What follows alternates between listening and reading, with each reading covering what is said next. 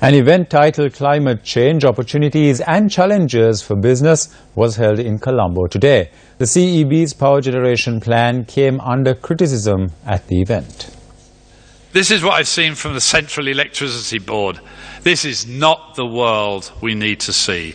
This is a world that suggests that the amount of coal will go from 4,371 to 21,647, a five-fold increase in the use of coal.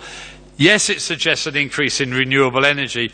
This is not consistent with avoiding climate change. It's not consistent with an agreement made in Paris. This is not a world that I suggest is in the best interest of Sri Lanka or the world. The time for action is now. We have no time to waste. We need to both mitigate climate change and adapt to climate change. Sri Lanka is a member of the CEB, the Convention on Biological Diversity. It is a member, but it never shows up. It hasn't been to one single meeting, even though the signing. I would hope that Sri Lanka could really be an active participant. And I would argue that the President would be the sort of person to lead such an exercise. Lanka can come up with a really good mitigation strategy based on energy efficiency and renewable energies. The event was organized by the American Chamber of Commerce in Sri Lanka and was graced by President Maithripala Sirisena. And it's a shame that some of the policymakers who need to hear messages like that are not here.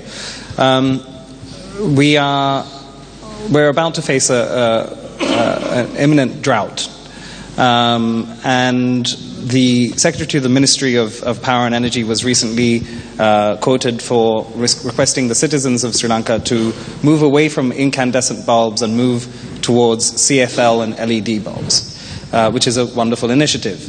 But don't you think that we should be taking more significant steps in terms of building sustainable infrastructure to be able to mitigate and prevent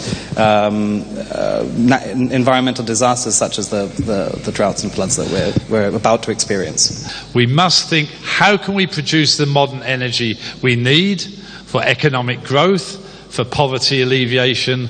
And the obvious answer is renewable energy. Sri Lanka has an excess capability and potential in wind. So why would you import coal from another country when you already have the right conditions for an economy based on wind, solar and even modern biomass? So one does not need to import coal. One can use your own natural resources to power your industry, power the homes of every single Sri Lankan, and you can do it in a sustainable way. I can understand how sometimes the wrong decisions are made to get the infrastructure quickly in place, etc. So I don't have an answer to your question other than one needs to sit around a table, potentially led by your President, who is also the Minister for Environment, with the private sector, with civil society, and plan where do we want to go. The President was also presented with a memento in recognition of his work to mitigate climate change.